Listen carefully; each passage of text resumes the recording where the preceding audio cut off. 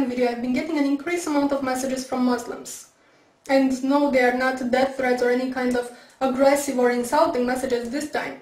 Instead, they are trying to bring to my attention that the Big Bang Theory, as it is explained and accepted by scientists today, was revealed in their holy book, the Quran, 1400 years ago, before the theory even existed.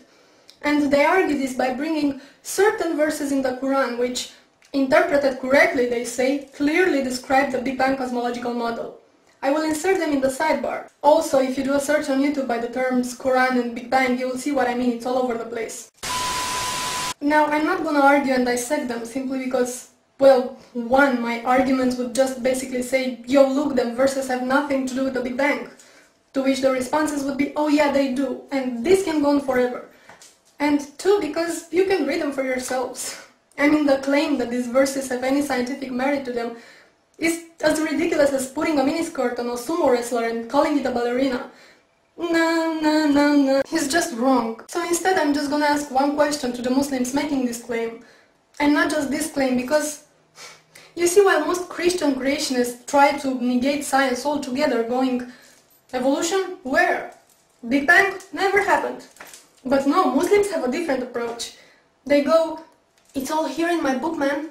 See this verse here? This is what it really means. You got pawn, motherfucker. Allahu Akbar.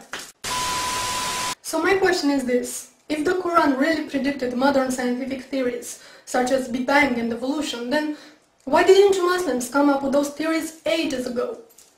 If all those things were revealed in your holy book 1400 years ago, it means that you had 1400 years at your disposal to explain to us infidel fools how things really work. But you didn't, did you? It was only after the Big Bang Theory was worldwide accepted by the scientific community that you decided to claim, well, Allah said it first. And same goes with evolution. So, why? I'm just asking. You know, there's something really bugging me, and it always annoyed me on some level, but it just seems to annoy me more and more is how religious sensitive we are. And especially when it comes to Islam. I'm sure you remember when Western Standard magazine published those cartoons, those Muhammad cartoons, that all hell went loose.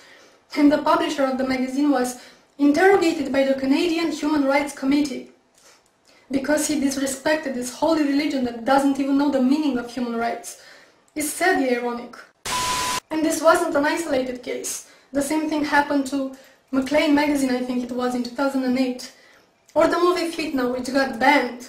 And the filmmaker was prosecuted and investigated and banned from entering the UK.